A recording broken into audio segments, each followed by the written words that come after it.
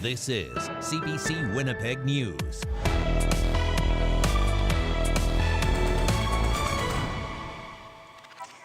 Good evening. Thanks for joining us. A jury trial is now underway for a Manitoba man accused of killing his neighbour in a rural area more than 4 years ago. Eric Wildman has pleaded not guilty to first-degree murder in the death of 40-year-old Clifford Joseph. Today, the Crown outlined its case to jurors. CBC's Josh Crabb reports. This is where the Crown told jurors 40-year-old Clifford Joseph went to steal in the early morning hours of June 7, 2021. Eric Wildman's rural property near Stead in the RM of St. Clements. In an opening statement Monday at the start of Wildman's first-degree murder trial, Crown attorney Brighton Moen told the jury, after a fire at Eric Wildman's property in May 2021, where his house and numerous vehicles were burned, the temptation to turn his neighbor's misfortune into his gain was too much for Clifford Joseph. We say he went to steal from Eric Wildman. That, however, did not make it okay for Eric Wildman to kill him. Moen told jurors they will hear evidence Wildman found Joseph on the property, hit him with his car, took him to another location, and executed him by shooting him 3 times.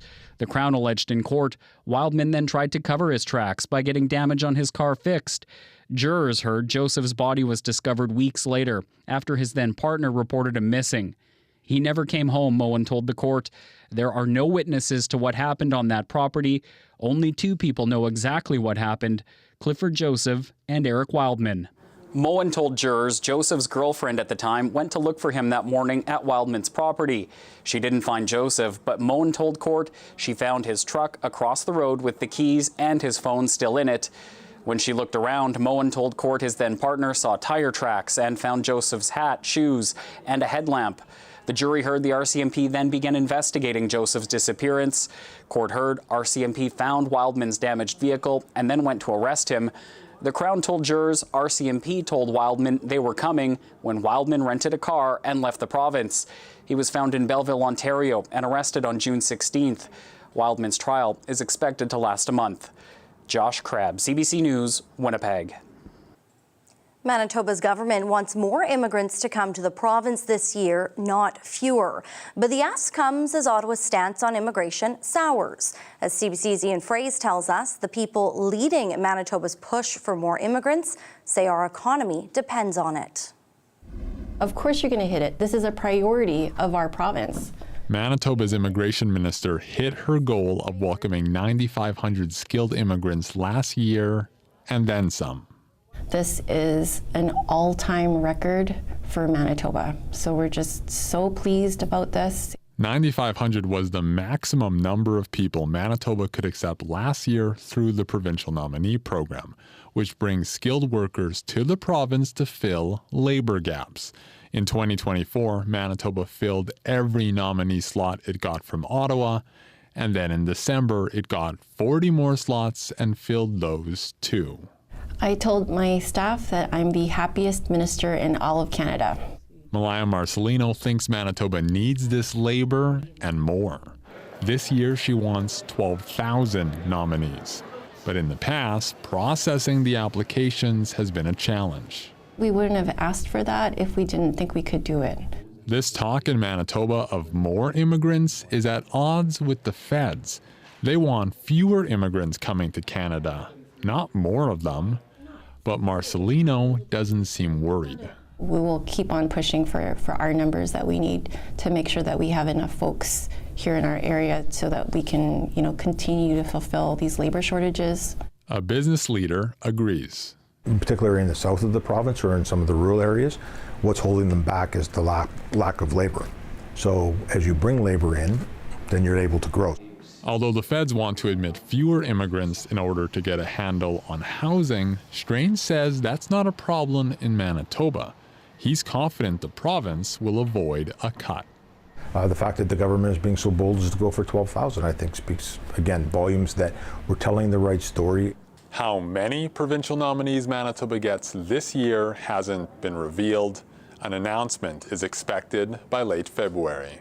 Ian Fraze, CBC News, Winnipeg. The City of Winnipeg set a new record for vacant building fires in 2024. And just weeks into the new year, There have already been at least 6 fires at derelict buildings in the city, all of which were properties that have burned before. CBC's Gavin Axelrod has more. Firefighters doused this vacant house on Aberdeen Avenue. The fire started early Saturday morning, and a firefighter was injured on the call. It's one of several vacant buildings that have gone up in flames this year. All of them had burned before. On January 3rd, flames ravaged this vacant apartment building on nearby Mountain Avenue again. At least the 4th fire there since 2022. Every day there were sirens, every day. Wow. Fire trucks, every second day, ambulances. It didn't stop. Elsa Doucette lives nearby. She's glad nobody got hurt in the most recent fire and is glad to see the building gone. Relieved. It's been an eyesore for an ongoing amount of times. A hazard, if you would say. Feelings shared by the vice chair of the parish council at the Ethiopian Orthodox Church next door. Daniel Asrat says not knowing when the building would go up in flames next was stressful. It was a problem building, and now it's gone. We, thanks to God, we all are safe now. There were 182 fires in vacant buildings between January and September of last year. That's more than any other year since 2018. Doucette says owners of those properties have a role to play. Sell them or tear them down. Under the vacant building bylaw, property owners are responsible for securing the building and paying a yearly fee. In December, the city launched a new team tasked with responding to complaints about vacant and derelict buildings, with a goal of addressing safety concerns within 2 days. Gavin Axelrod, CBC News, Winnipeg. A Portage La Prairie man is now facing second-degree murder charges in connection to a double homicide in that city in December. Police say they were called to a home on Oak Bay on December 1st and found a couple dead inside. At the time, Mounties told CBC the man had a criminal history and was active in the drug trade. Mounties say as of this time, they are not able to connect the deaths to that, but do say the 42-year-old man and his 37-year-old girlfriend were believed to have been targeted. After releasing photos of 2 alleged suspects getting out of a maroon SUV, which later fled the scene, RCMP later identified a suspect. Last week, police arrested 30-year-old Preston Whitford and charged him.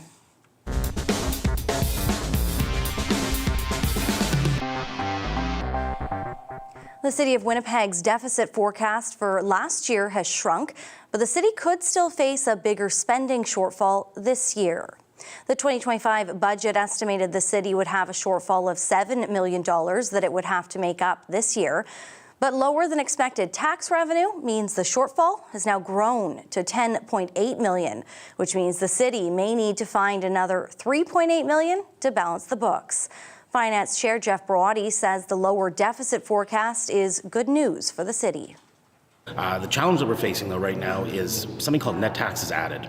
When you build a new building, when you take out a permit to add on a garage, things like that, they're way down in 2024 compared to forecast, to the tune of around $10 million. The latest budget forecast estimates the total deficit for 2024 is now $20.5 million.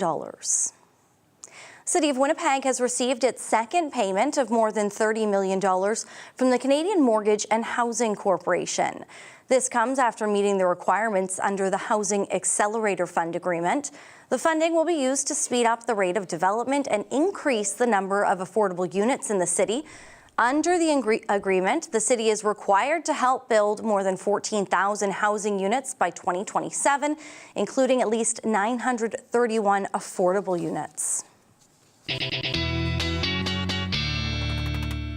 Weather specialist Riley Lachuk in now. And Riley, it is cold out there. I hope people have bundled up. I know, a lot of purple on that screen behind you. Yeah. I mean, not bad out there if you dress for it, Brittany, certainly. Make sure you're dressing up in layers, particularly into the Westman area. Brandon, through Boissevain, Melita, Verdun, Roblin, Russell, looking at extreme wind chill values overnight tonight. Temperatures in some cases getting below minus 30 tonight. but it doesn't take a lot of wind before you start to get some of those extreme wind chill values into the overnight hours. High pressure has really cleared us out across the province, even into northwestern Ontario. Sunny skies today. That has allowed our temperatures really to sink. Minus 22 at the airport this afternoon. In the downtown, actually, we did get to minus 20.6 this afternoon. Not getting out of the minus 20s back to the west either as we got through the afternoon hours. Minus 27 tonight, a mainly clear sky here in the city of Winnipeg, looking at a sunny start tomorrow. Maybe we get to minus 28 first thing in the morning, and really temperature staying at around minus 18 tomorrow afternoon. One more day, Brittany, and then we start to warm up. We'll talk about that later. One more. We just got to make it through one more. Thanks, Exactly. Riley. You're welcome. How a northern Manitoba artist is turning the pain of his past into something beautiful. More on his story and how it's helping bring awareness to truth and reconciliation. Stay with us.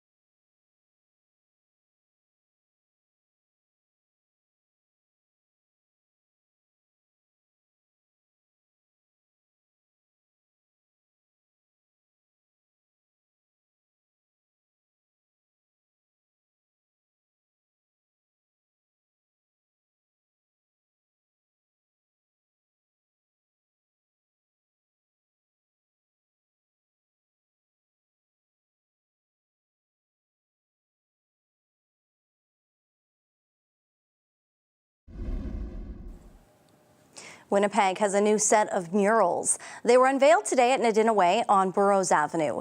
The Indigenous creator behind the art hopes people will see that pain can lead to hope. CBC's Zubina Ahmed brings you more. These murals on the Nadinaway building depict pain and hope. On one side, a young person with their hands open to the stormy grey sky and the Winnipeg skyline in the background. The other has the sun shining over a forest with teepees and a mother and child holding hands. The artist behind it is Jedrick Tarasi. Tarasi belongs to the remote northern community of Tadule Lake. He says he had a difficult childhood and his struggles inspired him to do this work.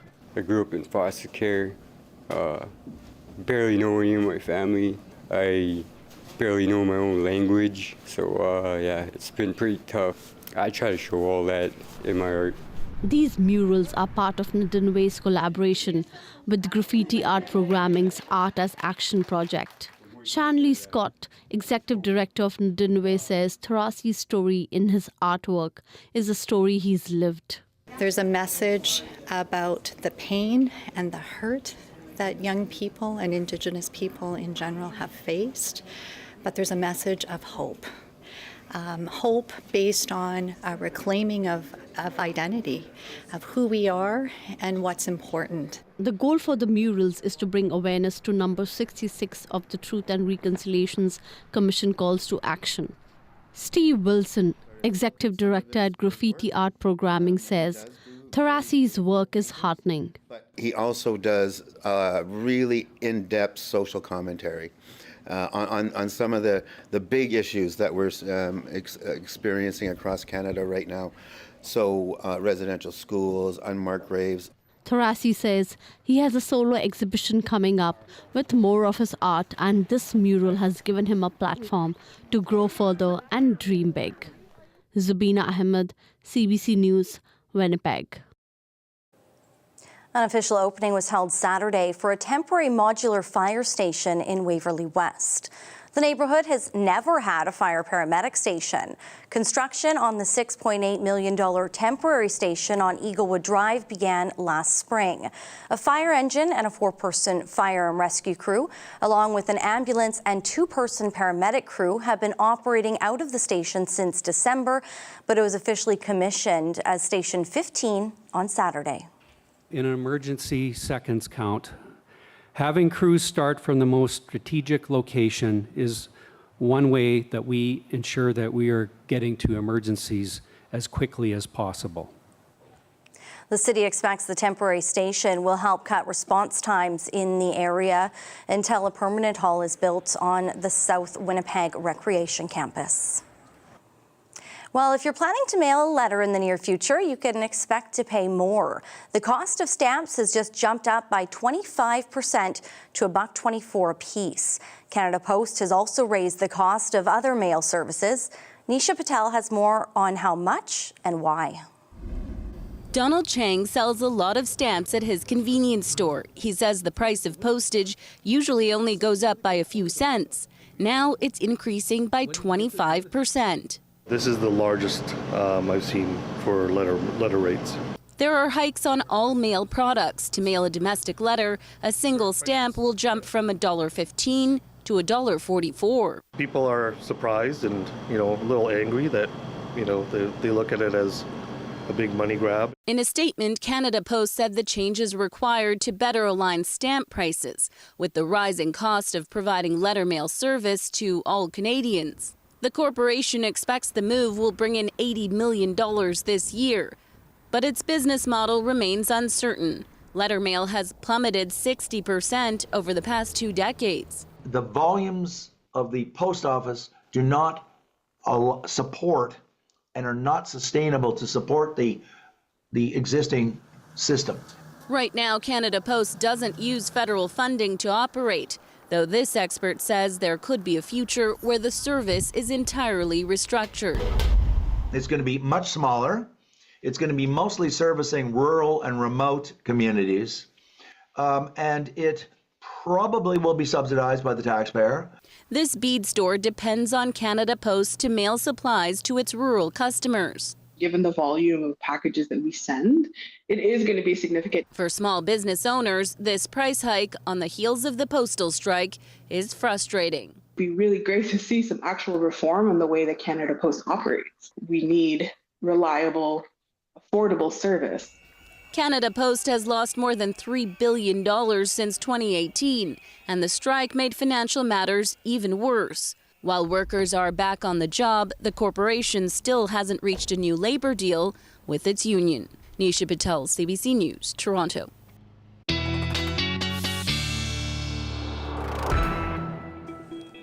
Riley's back in, and Riley, we keep saying today just one more day. Yeah. We need to get through one more day of this deep, frigid cold for a little reprieve. Little reprieve, a little bit of a break, and then we get right back into it by the time we get to the late part of the month. You worded it perfectly, though. You were calling it Riley's roller coaster. Yeah, pretty much. Mother Nature's amusement park. We're just along for the ride. Yeah, buckle up is what I'll say. Make sure you've got your winter gear ready. Yep, and exactly. I'll say that. Let's start with a picture. This was taken by Roxanne yesterday, a sundog on the skyline of Winnipeg. Yeah, great weather for that if you bundle up for it. Thank you for sending this picture in. You can send yours to talkback at cbc.ca, no matter what you're up to. Maybe you're heading out for a little bit of a walk or something. Again, bundle up. Okay, so let's take a look at that 10-day temperature trend and show you what ride we're going on here. So minus 18 tomorrow, and then look at this. We're up to +1 for Wednesday before we start to drop off by the weekend again to minus 24, minus 26 into next week. And then we start to stabilize, albeit still below seasonal for this time of the year, as we start to head into late month. So today's weather, tomorrow's weather, thanks to this area of high pressure, really keeping us sunny, keeping us clear, keeping the winds relatively light as we start the day on Tuesday. As that starts to slide off south of the border into Minnesota and to parts of northwestern Ontario, we get ready for our next weather maker, which is this area of low pressure making its way along the territorial border. Along with that, a warm front. And what this is going to do as we get into the day on Wednesday is really drive up temperatures. And along with that comes, I think, a fairly slight chance, but a chance nonetheless that we could see a few flurries into the early part of Wednesday morning, really through the Red River Valley, through the Interlake and into eastern parts of Manitoba. Mostly a snow event, though, and even some accumulating snow into the Hudson Bay coast, places like Gillam, Shamattawa, looking at some snow as we get through into Wednesday. Behind that, sun and clouds through the day, maybe a few more flurries into the evening. This ahead of another system I'm watching, potential at least for some snow as we get later in the week for southern Manitoba. So in terms of snow to come, as I said, mainly an event for northern Manitoba, so places like Lynn Lake, Thompson, along the Hudson Bay coast, maybe another 5 centimeters. Maybe you pick up, particularly in Churchill, Shamattawa, more like 5 to 10 centimeters. So prepare for the potential, at least in northern Manitoba, for a little bit of snow as we get through the day on Wednesday and into Thursday. Waking up tomorrow morning, temperatures on the cold side, minus 29 for Brandon and Melita, with the wind making this feel like minus 40. This is, again, frostbite on exposed skin in 10 minutes or less in some cases through southern Manitoba. Minus 28 first thing in the morning for Winnipeg. A bit warmer in the north where we start to see some of that cloud building in through the overnight hours into the morning. So we get to minus 18 tomorrow afternoon, and then again, there's that roller coaster into the minus single digits to end the week, Brittany, with some wind. And then we fall right back down into the deep freeze by the time we get into the weekend. I'll have your 7-day forecast coming up. Thanks, Riley. You're welcome. A look at the skyline over downtown Winnipeg as we head to break. More to come after this.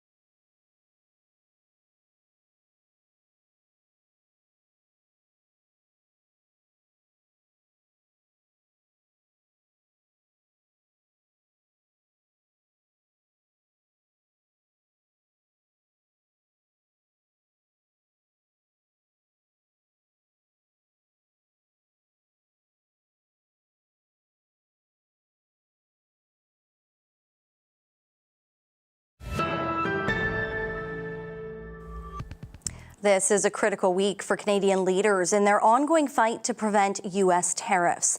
Donald Trump will be sworn in as the next American president in 1 week, and his threats could be made official the very same day. Ottawa says it has plans to retaliate, but one premier says that could trigger a national unity crisis.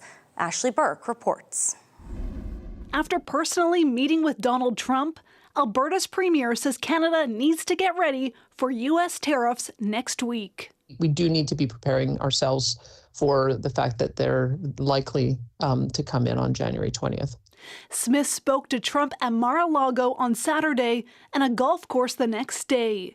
She says Trump seems undeterred to impose a 25% tariff on all Canadian goods. I haven't seen anything that suggests that he's changing course. So our job is going to be to work overtime to make sure that we can make the case for carve-outs if that potential does happen. The Prime Minister says if that does happen, he will take action. And we are ready to respond with tariffs as necessary. His Foreign Affairs Minister says a retaliation plan is in the works. I can't go into the details of that retaliation plan because I think it would be a bad strategy, but what I can tell you is everything is on the table. Ontario's premier, who's already threatened to cut off electricity south of the border, insists nothing should be ruled out. I'm not speaking for Premier Smith, but we have to use all the tools possible when our country's under attack economically, when our province is under attack economically.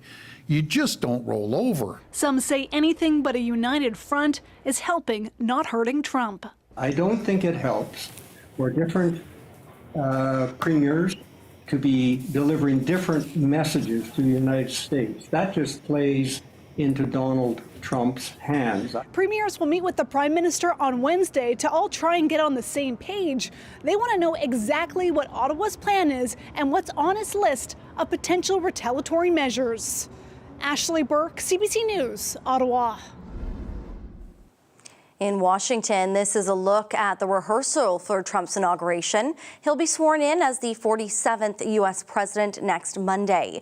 We've learned today that the day will begin with a church service, a tea at the White House, followed by a swearing-in ceremony at noon Eastern, followed by an official farewell for President Biden.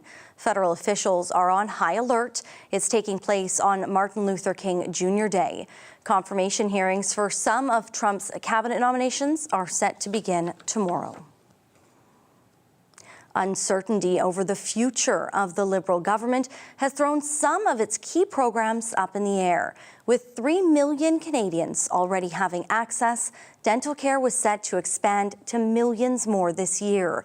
And not a single drug has been paid for through the pharmacare program. Marina von Stackelberg looks at what could happen next.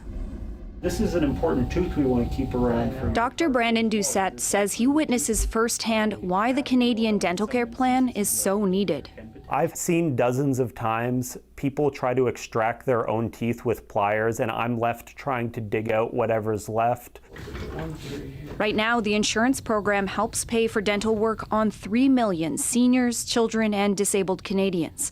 It was supposed to expand early this year to 6 million more people, but so far that hasn't happened. I absolutely do think that this program is at risk of being cut, especially if we don't get all 9 million people signed up for the program before the next election. Do you think you're going to be able to expand it in time before we're in an election? Absolutely, I want to see that get done. But the clock is ticking. The government likely only has months to expand dental care and bring in pharmacare. Do you want me to do it somewhere else? That program's future is also unsure. Ottawa hasn't reached a single deal with provinces or territories to pay for contraceptive and diabetes drugs. I am very excited and confident that we're going to be able to get that done, and I think then there will be a choice for Parliament. Do we get a little bit more time to get all of the pharmacare deals done? The NDP supported the Liberal government for more than 2 years in return for bringing in dental and pharmacare. All the tools are there for this Liberal government to implement things immediately. The New Democrats' health critic says his party won't be giving the Liberals any more time. Peter Julian says even with Parliament prorogued, the legislation and money has already been approved. There is no excuse for delay on this. The question now, what will happen to both programs after the election? With respect to health and social services historically, once these programs are in place, they tend to stick around, even with changes in government. The Conservatives did not respond to multiple requests for comment. The party has openly criticized the Liberals' dental and pharmacare programs. But the Conservatives have never said if they would keep, change, or outright cancel the programs if they win the next election. Marina von Stackelberg, CBC News, Ottawa. There are fresh worries of more wildfire destruction in the Los Angeles area.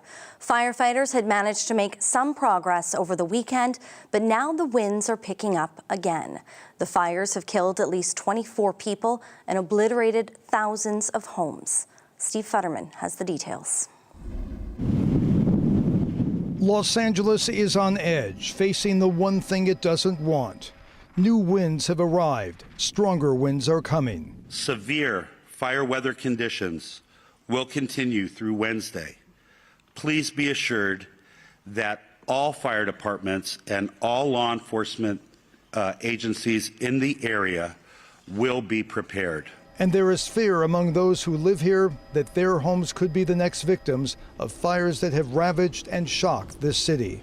We stand to lose everything if the winds blow the fire back into Topanga and it burns the whole of Fernwood and Topanga down. I actually don't know where I would go, to be honest. Like, I don't have family here. I have friends, but they're all affected. My mom's street, you can actually see through the two the street behind and the street in front. We're going through the stages of grief, there's no doubt about it. Nearly a week after these fires broke out, it's still hard to really comprehend the totality of the damage in places like this here in Pacific Palisades. And with the new winds coming up, the one thing officials don't want is a repeat.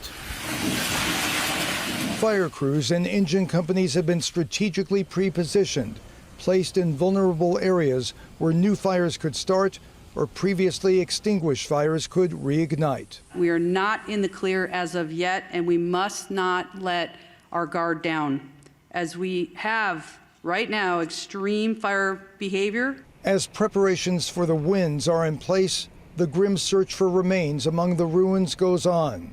Remains of people who either wouldn't leave or couldn't leave. Also today, the first criminal charges against those allegedly involved in looting.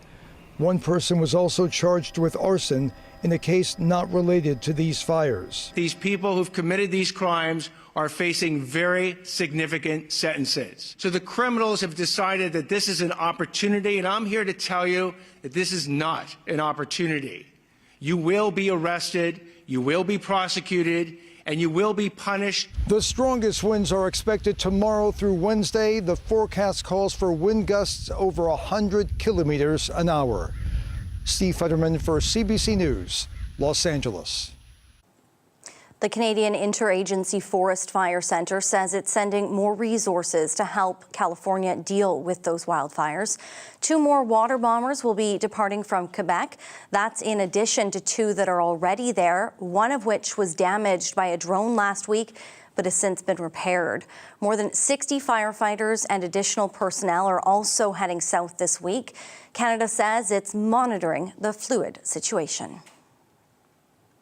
Well, some of the hottest new stars in the music world are singing a tune you may not have heard before. Arabic music is gaining fans around the globe. Magda Gebrselassie has more on why and who is making it big.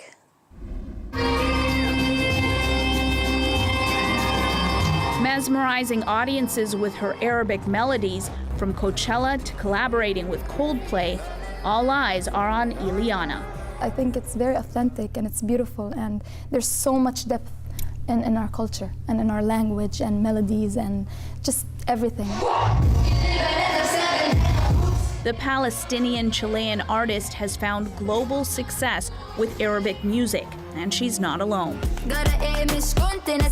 From pop to hip-hop, artists like her, Saint Laurent, and The Synaptic are drawing audiences in Canada and across the world. It's been very interesting to watch that trajectory. This music journalist has been covering the growing interest in Arabic popular music for some time. I don't think it's quite there yet on the level of Latin music or K-pop or anything like that, but the foundation is certainly being certainly being lean. He says platforms like Spotify and TikTok make it more accessible to discover new artists, and the music is getting better exposure in some films and TV shows. But this academic says there's more. The war on Gaza has really contributed to the rise of interest in Arab popular music. Carolyn Ramsey teaches about music from the Middle East and North Africa. She believes Palestinian solidarity movements, social media, and the music are coming together to fuel some of the interest. So the sonic symbolism, material symbols are suddenly in public spaces in ways that are new and different.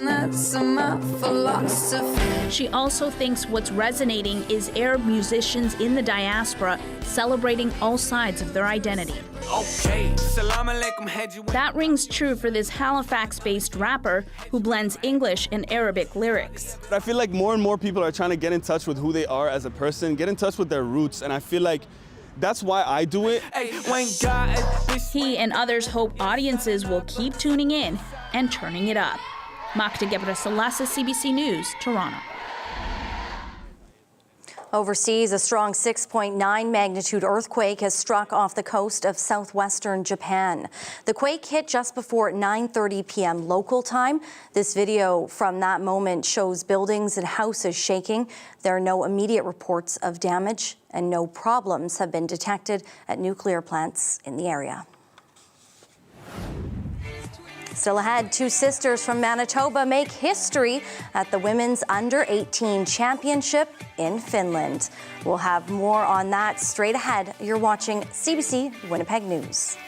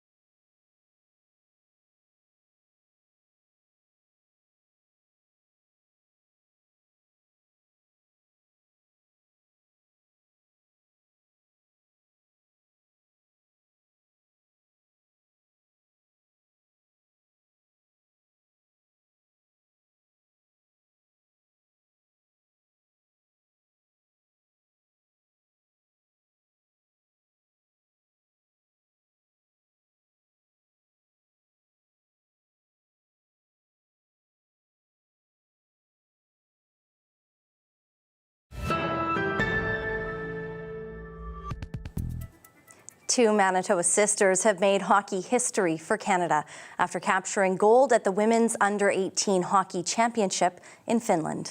The Manis twins celebrating. I mean, that's so special. Sarah and Kate Manis helping Team Canada bring home gold Sunday. The twins from LaSalle are the fifth set of sisters to represent Canada at the U18 Women's Worlds, but they are the first to do it together. Canada went undefeated in 6 games at the tournament, ending with a shutout win against the U.S. One of their coaches in Ontario tells CBC News the two girls are hard workers, and this is the cherry on top.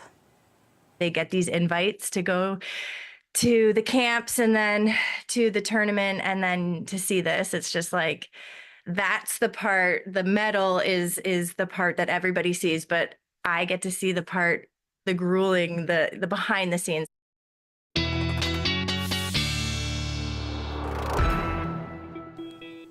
And they are back on their way to Canada today. And I'm not sure if they're going to be landing in Manitoba or whereabouts they're landing. But if they're coming here, lots to do outside hockey. You can lots of outdoor rinks out there. Bundle up. Dress for the weather. Yeah. That's all you got to do is put some extra layers on if you're heading out. No bad weather, just bad clothing. Exactly. That's a good way to put it. There is something, if you're venturing out, there is something to watch for in the night sky through the night tonight. The wolf moon is what there is to watch for. All of our full moons have been given names, anecdotes for why we name them this way. This one, the full moon in January, happens to be the wolf moon, named after the wolf's cry in the dead of winter. So now you know that is happening tonight. Also, a little added extra onto that. The full moon will briefly eclipse Mars, and we'll have a chance to see this through the evening hours. So keep an eye out for that. Other than that, you will see Mars hanging around either side of the moon, but the moon will briefly pass in front of Mars at points through the evening tonight. All right, I wanted to take you to Southern California really quickly and talk about the sustained wind, because we've been talking a lot about the Santa Ana winds and how that is really helping fuel these destructive wildfires in the Los Angeles area. As we head through the night tonight, we will see winds that will remain sustained. So this is a look at the sustained winds. This doesn't factor in any of the gusts, and it's once you get into this LA area where the Palisade fire is just outside of LA, where you start to get into these blues and these purple colors. That is sustained winds at 50 to 60 kilometers an hour. Tack some gust onto that. So we are looking at a pretty dire situation again Wednesday for that region before we start to see winds dying off as we get into Thursday for parts of Southern California. So we'll keep an eye on that. Your dog walking forecast. This is Lucy. Thank you, Nancy. Lucy might want to stay in tomorrow morning because we're looking at a bit of a chilly start to the day tomorrow in Winnipeg. Minus 28. We'll see winds picking up gradually throughout the day tomorrow. Southwest 20 gusting to 40 by the evening, and a nice sunny day tomorrow across the province. Looking at your forecast overnight tonight, getting down to minus 31s in the Westman region, almost minus 30 in Dauphin, minus 29 overnight tonight, and low minus 20s for the rest of us. Into the north, a little bit of snow to come for Thompson, minus 26. Otherwise, minus 25s along the Hudson Bay coast. We stay fairly sunny tomorrow, although as we get into the afternoon, we'll start to see some cloud building into northwestern Manitoba. This ahead of that snow that moves in overnight into Wednesday. For the south, sunny skies tomorrow. High pressure keeps us nice and clear through the day, albeit this means some colder conditions below seasonal once again for this time of the year, Brittany. We're looking at temperatures at about minus 20 through the afternoon. You're 7 days ahead. Thank you, Riley. You're welcome. The death of a man at HSC's emergency room has raised concerns about many things: wait room protocols, wait times, and patient monitoring. But there are already programs being tested elsewhere that could prove useful. Eligible patients at 7 BC hospitals have an option to be monitored by a care team in their own homes. It uses a virtual call bell to stay connected with staff. 2 hospitals there are also testing wearables or electronic patient monitoring tech, which is what Nova Scotia is doing.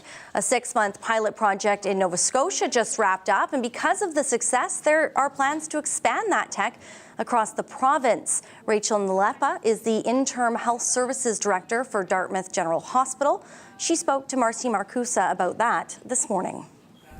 Emergency departments all over the world are really facing these very large volumes of patients coming in that has really been exacerbated post-COVID. And what the team here in Dartmouth was finding is that we just were not satisfied with the wait times in the waiting rooms, and the fact that patients were sitting in the waiting rooms unmonitored while waiting to see a physician or a nurse practitioner within our main department.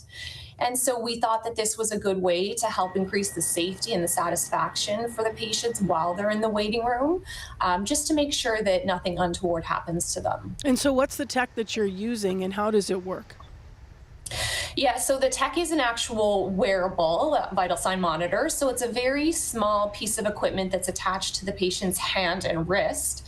And then via Bluetooth, it actually transfers information to a monitor where a registered healthcare professional can watch it. So they can watch their heart rate, their breathing rate. You can choose options to watch their blood pressure as well as the amount of oxygen that's in their blood. Who gets the monitor put on them? Is it every patient, or how are those decisions made? No, it's not every patient. So we do have criteria based on literature of what type of a patient would benefit from this type of a monitor. So it would really depend on the vital signs and the condition that the triage nurse finds when the patient first comes in. And then, of course, we've also left it up to the nurse at triage, where if they feel something in their gut, like this patient needs a wearable, they will just put a wearable on them before they go to the waiting room. And who looks at the information that's coming in? Is it the nurses or healthcare professionals at the triage desk that are monitoring that information, or is that a separate person that's actually focused in watching that? Exactly. It's a separate person, Marcy. So part of the challenge with these very busy waiting rooms is our triage nurses were unable to keep their eyes on everyone while also triaging new patients that were coming in the door. And so before we started the wearable pilot, we actually did another pilot where we implemented what's called a waiting room care provider. And that's also a licensed staff member. So either a registered nurse, licensed practical nurse, or advanced care paramedic, whose sole job for their shift is to care for the patients in the waiting room. And so this waiting room care provider, or WRCP, is who monitors the information from these wearable devices, and then they can intervene if they need to. So that's obviously directly important for us in Manitoba, because after the death of Brian Sinclair some years ago, there were policies instituted, and we have had people checking. This was one of the things that changed in HSC's waiting room, that there are people, human beings, that would check on folks. And you guys had that and you moved to the tech. What's the difference been then? What success have you seen with the tech? So we've been able to catch patients whose vital signs are actually changing in the waiting room that otherwise we would not have noticed. So we've been able to catch patients whose heart rates have jumped up drastically high and brought them in to be seen immediately. And there's also been a number of patients we have caught whose oxygen saturation levels are dropping, potentially because of a respiratory illness. And so we are able to then re-triage patients with more information than we had at the initial assessment. So overall, it has been incredibly successful. What's the reaction been from those, human monitors, for lack of a better term? I've forgotten the term you used, that would have been in the ER checking on patients, and now they're the ones looking at the data. What's the reaction been from them? So we did do pre-surveys from the staff and post-surveys. It's a 100% satisfaction from the team. The team was really the ones that felt like they couldn't provide the best care that they wanted to these patients in our waiting rooms. And so they adopted it very well. They're very pleased with it. Obviously, you have plans to expand it. I alluded to that. Can you tell me sort of about why? You've already talked about the success, but what was key in saying, no, this is worth expanding, and here are the data points about why? Yeah, so, we gathered both, quantitative data, so the numbers of wearables that we were using to try to capture the number of patients that actually need this technology in the waiting room. And sometimes it's upwards of 16 patients in a 12-hour shift that actually get a wearable. The other thing that was really important to us was the patient feedback. So we also did a pre-survey with patients in our waiting rooms and then a post-survey with patients in our waiting rooms, and 100% of them felt more comfortable in our waiting room while they had a monitor on. And so that was very important to us. Of course, we want to avoid any adverse event, but we also really want to make our patients feel comfortable and like they're being cared for while they're waiting. Were there any challenges that you didn't expect in changing your system? I think that, it's really with any change, you're going to go through that change process. There might be a little bit of a grieving process. And, not to say that there was no challenges, but honestly, I've been in a lot of projects and this one was relatively easily adopted. I think aside from anything else, we're adding something new onto staff who already have a really large workload. But the bottom line is that we were able to really prove the benefit of it.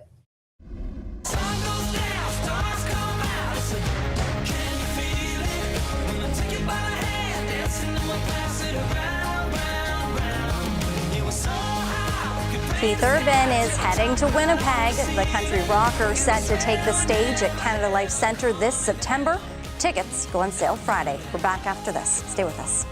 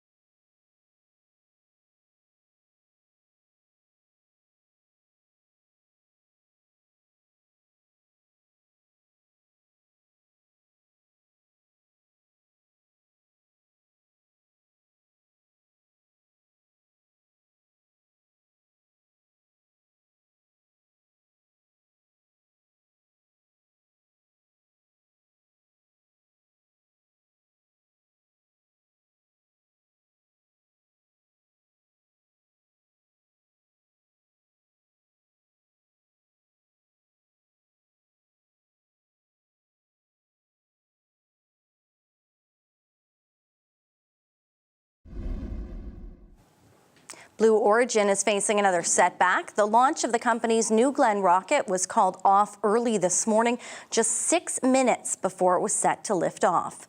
Blue Origin is owned by Jeff Bezos. The company says the postponement is due to a vehicle subsystem issue and that a few anomalies were found during the mission countdown. This is a major snag for Blue Origin and for Bezos.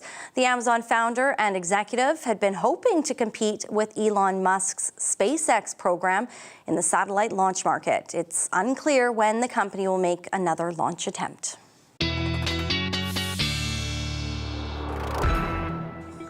All right, here's something to take a look at in the sky, maybe, as we get through the afternoon hours tomorrow. Comet 2024 G3 Atlas. I know it sounds kind of confusing.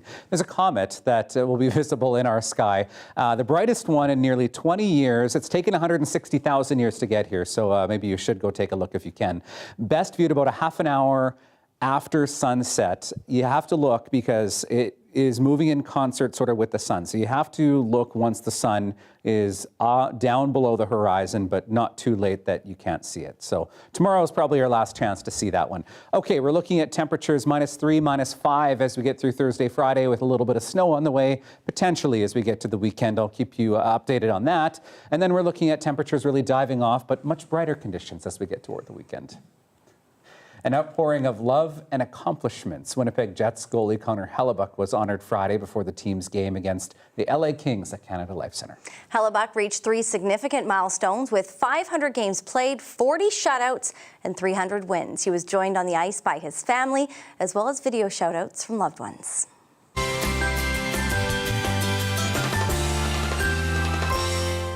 Congratulations, Connor.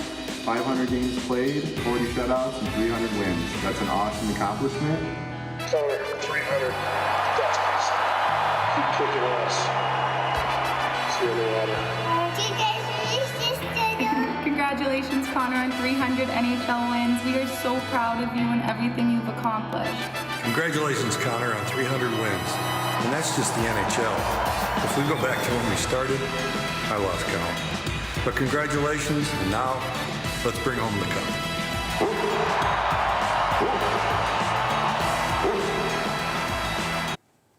Tinley's ready for a walk, I think. Save the best for last. The Jets will take on Vancouver Canucks tomorrow night, so maybe he can make it one more. Go Jets, go. Have a wonderful night. We'll see you back here tomorrow. Yeah.